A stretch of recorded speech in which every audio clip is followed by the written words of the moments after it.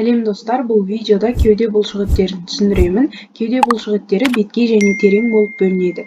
Кеуденің беткей бұлшықеттеріне мускулис пекторалис майор бірмен көрсетілген бұлшықет жатады, ол кеуделік үлкен бұлшықет. Бұғанадан төстек пен семсер тәрізді өсіндінің латеральды қырынан басталады да тоқпан жіліктің үлкен төмпешігінің қырқасына бекінеді, криста туберкули майорисқа. Ол қолды денеге жақындатады және отжимания жасауға көмектесетін бұлшықет. Келесі кеуденің беткей бұлшықеті мускулис пекторалис минор. Бұл да бірінші цифрамен көрсетілген кеуделік кіші бұлшықет. Үшінші және бесінші қабырғалардан басталып, жауырынның құс тұмсығы тәрізді өсіндісіне процессус каракоидусқа қарай бекінеді. Ол жауырынды кеуде торына жақындатады және қабырғаны тарту арқылы тынысқа қатысады. Келесі мускулис субклавиус 12-ші бұлшықет, яғни бұғана астылық бұлшықет. Ол бірінші қабырғадан басталып, қиғаш және латеральды жоғары қарай барады да бұғананың акромиальды ұшына жақын жерде аяқталады. Ол бұғананы төмен түсіреді. Одан кейін кеуденің беткей бұлшықетіне жататын соңғы бұлшықет мускулис серратус anterior, 6-шы цифрамен көрсетілген алдыңғы тістік бұлшықет. Басталатын орны 8-ші 9-ші қабырғалар. Алдыңғы бетінен бекінетін орны жауырынның медиалды қырына.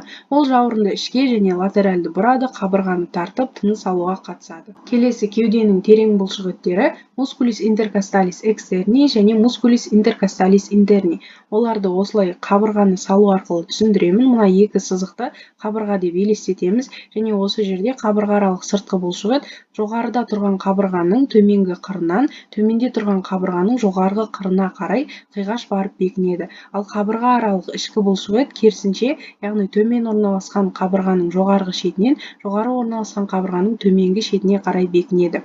Олар қабырға аралық сыртқы және ішкі бұлшықеттер.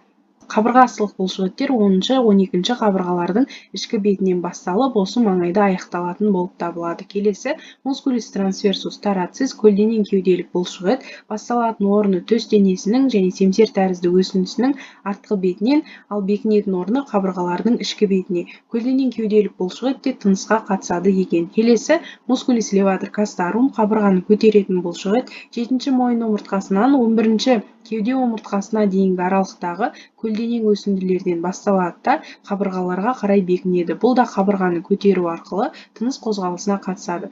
Келесі кеуденің терең бұлшықеттеріне жататын диафрагма немесе көкет, ол кеуде қуысын құрсақ қуысынан бөліп тұратын бұлшықет. Ол сіңірден және бұлшықеттен тұрады және оның белдік бөлігін, одан кейін қабырғалық бөлігін және төстік бөліктерін ажыратады екенбіз. Жалпы бұл диафрагмадан вена және аорта, одан кейін өңеш өтеді. Яғни осы жерде вена өткен кезде қуысты вена төменгі деп аталады, ал осы диафрагмадан өткеннен кейін жоғарғы қуысты вена деп аталады. Аортада дәл солай, яғни аорта осы диафрагмадан төмен қарай өткен кезде енді құрсақтық аорта деп аталады екен. Және бұл жерден өңеш өтеді, өңеш өткеннен кейін ол ары қарай асқазанға жалғасады. Және бұл жерде диафрагмада білуіміз қажет бел қабырғалық үшбұрышпен және төс қабырғалық үшбұрыштар жайлы, яғни бұл үшбұрыштар бұлшықетпен толықтай жабылмаған орындар болып табылады. Сонымен кеуденің терең бұлшықеттері мен беткей бұлшықеттеріне толықтай тоқталдым. Жалпы видео пайдалы болған болса, каналға тіркелуді және комментарий қалдыруды ұмытпа.